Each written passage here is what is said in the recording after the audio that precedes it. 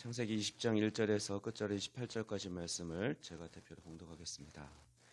아브라함이 거기서 네게부 땅으로 옮겨가 가데스와 술 사이 그랄에 거류하며 그의 아내 사라를 자기 누이라 하였으므로 그랄 왕 아비멜렉이 사람을 보내어 사라를 데려갔더니 그 밤에 하나님이 아비멜렉에게 현몽하시고 그에게 이르시되 내가 데려간 이 여인으로 말미암아 내가 죽으리니 그는 남편이 있는 여자임이라. 아비멜렉이 그 여인을 가까이 하지 아니하였으므로 그가 대답하되 주여 주께서 의로운 백성도 멸하시나이까. 그가 나에게 이는 내 누이라 하고 하지 아니하였나이까. 그 여인도 그는 내 오랍이라 하였사오니 나는 온전한 마음과 깨끗한 손으로 이렇게 하였나이다. 하나님이 꿈에 또 그에게 이르시되 내가 온전한 마음으로 이렇게 한 줄을 나도 알았으므로 너를 막아 내게 범죄하지 아니하게 하였나니 여인에게 가까이 하지 못하게 함이 이 때문이니라. 이제 그 사람의 아내를 돌려보내라. 그는 선지자라. 그가 너를 위하여 기도하리니 내가 살려니와 내가 돌려보내지 아니하면 너와 네게 속한 자가 다 반드시 죽을 줄 알지니라. 아비멜렉이 그날 아침에 일찍이 일어나 모든 종들을 불러 그 모든 일을 말하여 들려주니 그들이 심히 두려워하였더라. 아비멜렉이 아브라함을 불러서 그에게 이르되 내가 어찌하여 우리에게 이렇게 하였느냐 하느냐. 내가 무슨 죄를 내게 범하였기에 내가 나와 내 나라가 큰 죄에 빠질 뻔하게 하였느냐. 내가 합당하지 아니한 일을 내게 행하였도다 하고 아비멜렉이 또 아브라함에게 이르되 내가 무슨 뜻으로 이렇게 하였느냐. 아브라함이 이르되 이곳에서는 하나님을 두려워함이 없으니 내 아내로 말미암아 사람들이 나를 죽일까 생각하였으며 또 그는 정말로 나의 이복누이로서 내 아내가 되었음이니라. 하나님이 나를 내 아버지의 집을 떠나 두루 다니게 하실 때에 내가 아내에게 말하기를 이후로 우리의 가는 곳마다 그대는 나를 그대의 오랍이라 하라. 이것이 그대가 내게 베풀 은혜라 하였었노라. 아비멜렉이 양과 소와 종들을 이끌어 아브라함에게 주고 그의 아내 사라도 그에게 돌려보내고 아브라함에게 이르되 내 땅이 내 앞에 있으니 내가 보기에 좋은 데로 거주하라 하고 사라에게 이르되 내가 은 1,000개를 내 오라비에게 주어서 그것으로 너와 함께한 여러 사람 앞에서 내 수치를 가리게 하였노니 내 일이 다 해결되었느니라. 아브라함이 하나님께 기도하매 하나님이 아비멜렉과 그의 아내와 여종을 치료하사 출산하게 하셨으니 여호와께서 이왕에 아브라함의 아내 사라의 일로 아비멜렉의 집의 모든 태를 닫으셨음이더라. 아멘. 아브라함은 25년 전 믿음 생활 시작하면서 큰 실패를 경험했던 적이 있습니다.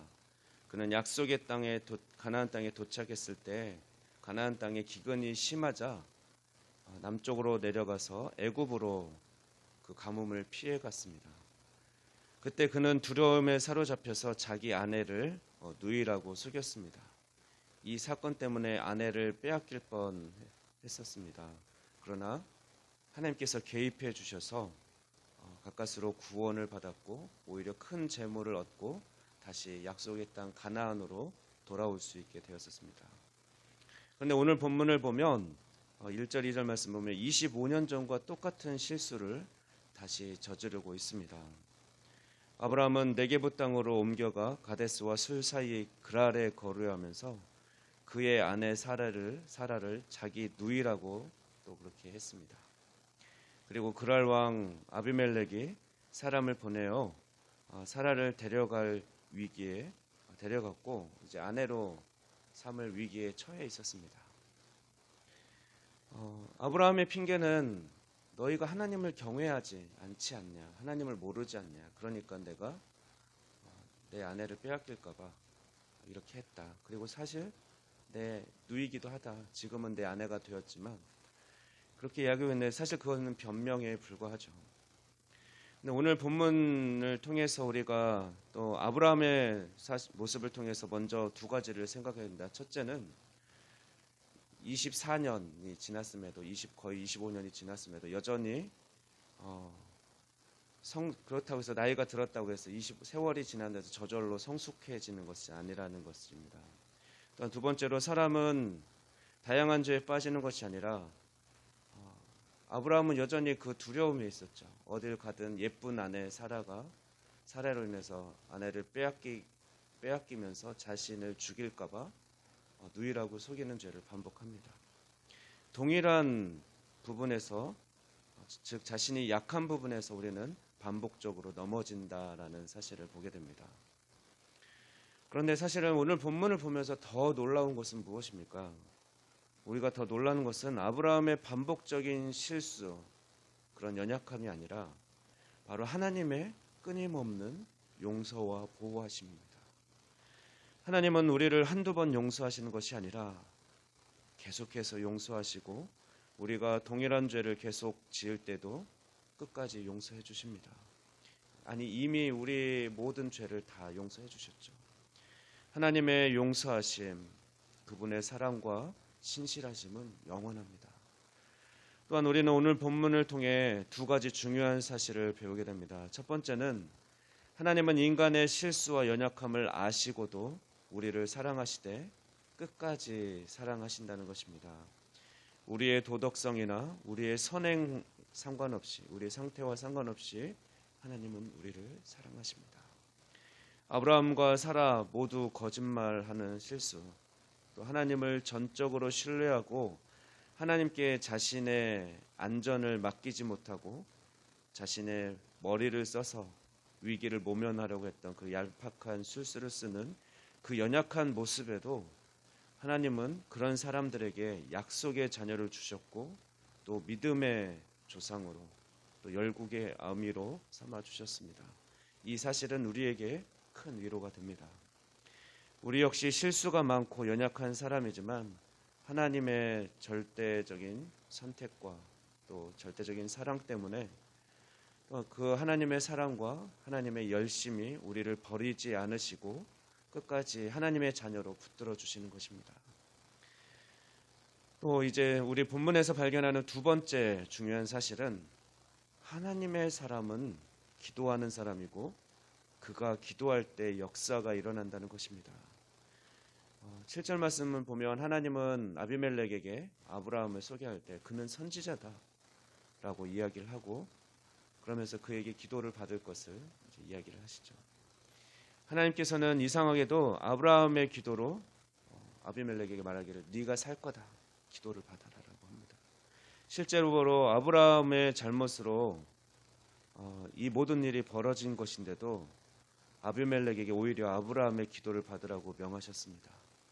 아비멜렉은 하나님의 말씀을 또 순종했습니다. 아비멜렉이 아브라함에게 많은 선물을 주면서 그에게 또 기도를 받은 것은 사실 아브라함은 너희가 하나님을 경외하지 않기 때문에 두려워하지 않기 때문에 내가 거짓말로 내 아내를 누이라고 했다라고 했지만 아비멜렉은 하나님을 두려워했습니다. 그래서 순종한 것이죠. 그래서 아브라함이 잘못했음에도 불구하고 하나님의 선지자로 그렇게 명명했기 때문에 그는 아브라함에게 양과 소와 노비와 또 은 1000개를 그의 아내와 함께 다시 내주었고 아브라함의 기도를 받았습니다.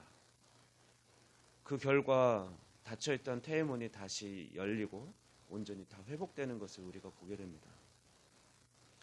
하나님의 사람, 하나님이 선지자라고 명한 사람을 통해서 하나님은 역사해 주십니다. 하나님께서는 우리가 베드로전서 보면 왕 같은 제사장이고 우리를 그렇게 거룩한 나라다, 왕 같은 제사장이다 이렇게 말씀해 주셨는데 우리 역시 하나님의 택한 자, 택함을 받은 자들입니다. 그렇기 때문에 우리의 기도는 그냥 연약한 자가 외치는 중얼거리는 소리가 아니라 하나님의 역사를 이룰 수 있는 강력한 능력이 됩니다. 아브라함이 소돔과 고모라를 위해 기도했을 때 하나님은 롯을 구원해 주셨습니다.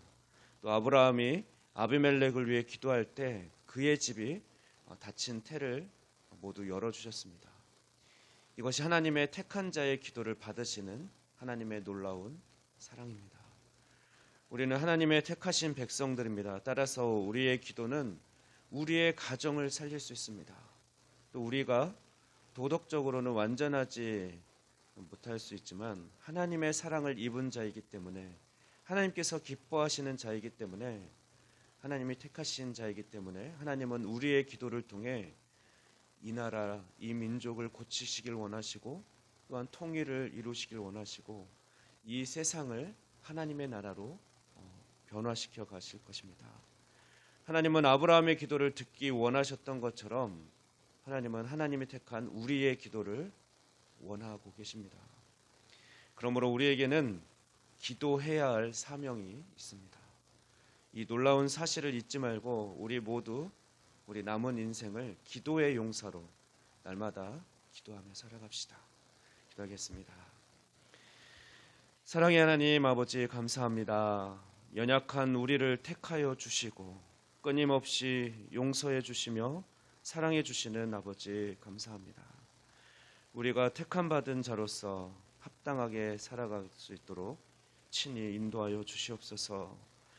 우리가 우리의 가정과 직장, 나라와 민족을 위해 쉬지 않고 기도하는 기도의 용사로 살아갈 수 있도록 주님 붙들어 주시고 인도하여 주시옵소서. 또한 우리의 기도에 주님 신실하게 응답하여 주시고 우리의 기도를 통하여 하나님의 선하신 뜻이 이 땅 가운데 이루어지게 하시고 주님 영광 받아 주시옵소서. 이 모든 말씀 우리 주 예수 그리스도의 이름으로 기도하옵나이다. 아멘.